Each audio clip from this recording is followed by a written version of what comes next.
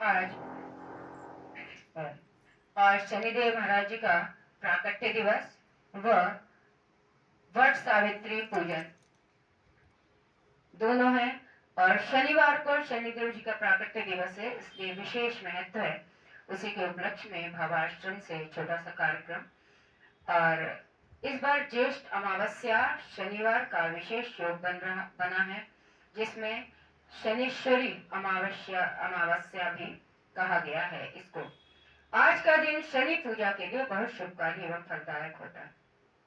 शनि देव जी की पूजा का प्रावधान सभी लोग जानते हैं, जैसे कि काला कपड़ा, तेल, गुड़ और तेल, ये सब शनिदेव जी को अर्पण करके ओम शं शनैश्चराय नमः का जाप कर सकते हैं। और पीपल पर दीपक जलाना चाहिए। शनिवार को तो वैसे भी पीपल पर दीपक जलाना चाहिए। शनिवार के दिन पहले भी प्रसंग आया था कि शनिवार अगर हनुमान जी की पूजा करते हैं तो शनिदेव महाराज उसको परेशान नहीं करते। ऐसी मान्यता है कि शनिदेव और इनका अच्छा, बहुत अच्छा वो है मानना एक दूसरे को। हनुमान जी के भक्तों को शनिदेव परेशान नहीं करते। दूसरा कि शनिदेव जी की कृपा जिस पे होती है, तो जिस पे कृपा हो गई वो रंग से राजा। और नहीं तो हरिश्चंद्र जी उदाहरण नहीं है, उनका भी शनिदेव ही खराब की कुदृष्टि शनिदेव जी की पड़ी थी। इसमें कहीं मैंने सुना है कि जो ग्रहों में सर्वश्रेष्ठ है वो कृष्ण जी ने अपने को शनि भी कहा है। कहीं मैंने पढ़ा है कि जैसे वृक्षों में पीपल का वृक्ष स्वयं को भगवान कृष्ण ने कहा है, इसी प्रकार ग्रहों में शनि देव अपने को श्री कृष्ण जी ने माना है। और शनिदेव न्याय के देवता माने जाते हैं। तो जिसकी त्रुटि है उसको दंड, और जिसकी त्रुटि नहीं है उसको फल कारक सिद्ध उसके लिए होते हैं। शनिदेव महाराज जी की भाई जो है मालूम है कौन है? यमराज जी। भाई यमराज जी हैं, बहन यमुना जी हैं। और गिद्ध और कौआ इनके वाहन है। वाहन में जाने का आसन दूसरा हो गया, वाहन दूसरा हो गया। माता पिता का जो पुराणों के अनुसार मिलता है, मैंने सारे पुराणों को तो नहीं पढ़ा, कुछ भी नहीं पढ़ा मैंने अभी तक, तो पढ़ने के उद्देश्य से पिता सूर्य और माँ छाया माने गई है पुराणों में। अब बहुत से कुतर्क आते हैं कि आपने सारे पुराण पढ़े। नहीं, मैंने सारे पुराण नहीं पढ़े, परंतु जितना पढ़ा है और स्मरण में कम रहता है तो हम अपने वरिष्ठ जो बहुत बड़े बड़े ज्ञाता है उनसे कंसल्ट कर लेते हैं, उनसे परामर्श कर लेते हैं कि ये सही है या नहीं, या हमें ठीक ध्यान है या नहीं। तो ये कुतर्क हम सनातन धर्म में न दे तो अच्छा है, और नहीं तो थोड़ा सा उठा के पढ़ ले। तो मैं इनके बारे में बता देती हूँ कि स्कंद पुराण में काशी खंड में इनका विवरण मिलता है, इनके बारे में मिलता है। ब्रह्म पुराण में स्वभाव का वर्णन मिलता है। ब्रह्म वैवर्त पुराण में शनि देव को कृष्ण अवतार माना गया है। अभी मैंने बताया कि कृष्ण जी ने स्वयं कहा है कि ग्रहों में 9 ग्रहों में मैं शनि भी हूँ। ये हुआ। और कृष्ण भगवान ने स्वयं को कहा है कि मैं शनिदेव हूँ। मत्स्य पुराण में जन व प्रभाव की कथा है, और पद्म पुराण और रामायण में इनका वर्णन पूर्ण रूप से मिलता है। रामायण आदि में भी इनका वर्णन है। रामायण में इतना विस्तृत नहीं है, परंतु इनका विवरण है। अतः शनिदेव की पूजा प्रत्येक व्यक्ति को करनी चाहिए। और लोहे के पात्र से तेल का दान दे तो ज्यादा अच्छा रहता है। तो बाकी तो जिस पे कृपा है उस पे कृपा है। ये इसी संदर्भ में वड़वामस वट सावित्री की कथा में एक बार बोल देती हूँ, वैसे सभी लोगों को पता है। मैं नहीं मालूम कि मैं ठीक कह रही हूँ कि नहीं, परंतु जब हम लोग कभी छोटे थे तो करवा चौथ का इतना प्रचलन हमने नहीं सुना था। हमारी माता जी या ताई जी या जो भी परिवार में महिलाएं थी, वर्ष करवा चौथ की तरह वट सावित्री का पूजन होता था। और इसमें कथा ये है कि संक्षेप में बोल रही हूँ कि सावित्री जी ने जब वरण किया अपने पति का स्वयंवर प्रथा के द्वारा, मतलब जंगल में गई थी वो उनकी योग्य कोई वरण करने के लिए, उन्हें सत्यवान को वर लिया उनके प्रभाव को देख के, या जैसे विधाता की मर्जी थी।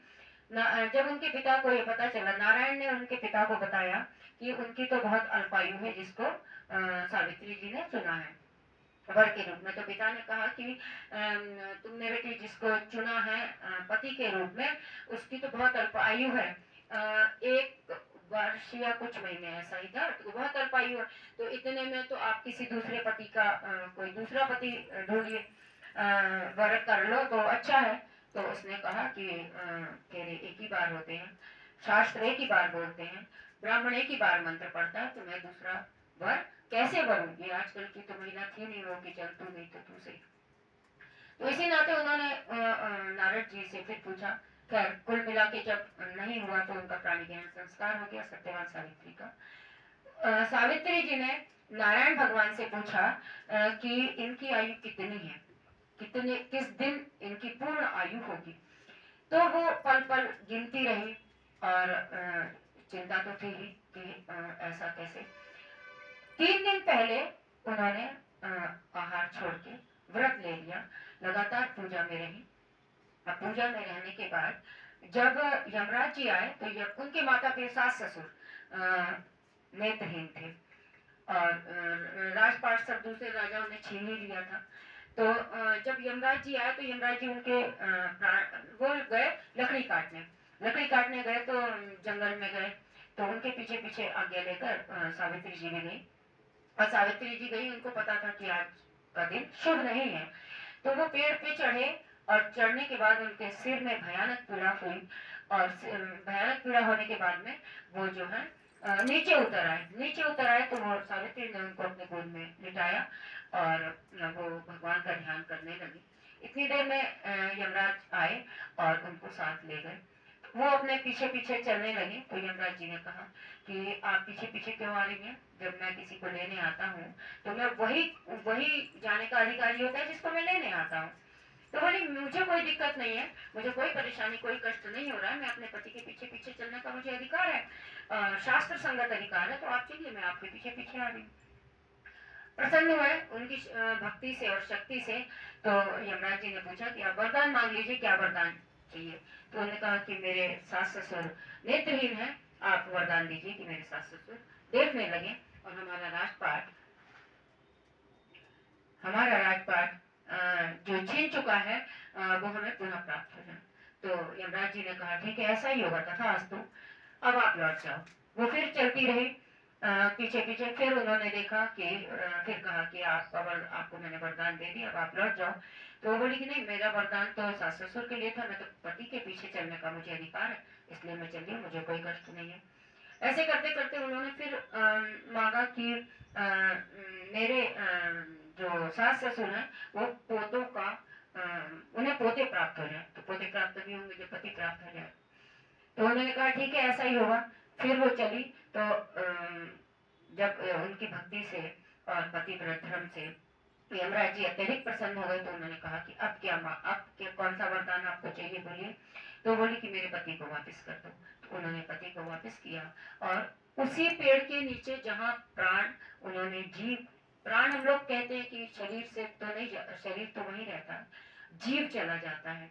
तो जीव जहाँ से भगवान ने उठाया था वो भी बरगद का पेड़ था, और जब प्राण आए हैं तो वो बरगद के पेड़ के नीचे ही सावित्री ने जब उन्होंने आशीर्वाद दिया तो वो बरगद के पेड़ के नीचे आई और बरगद के पेड़ के नीचे ही वो सावित्री को पुनः अपने पति प्राप्त हुए।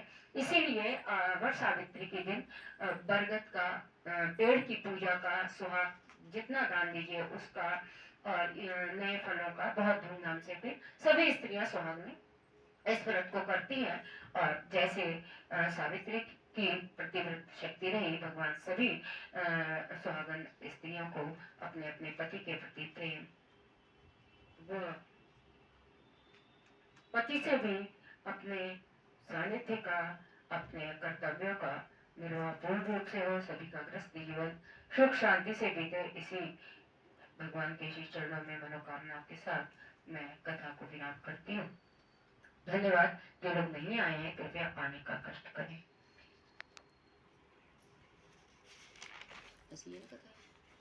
बल्कि निर्जल भी रखते हैं बहुत से लोग, और वैसे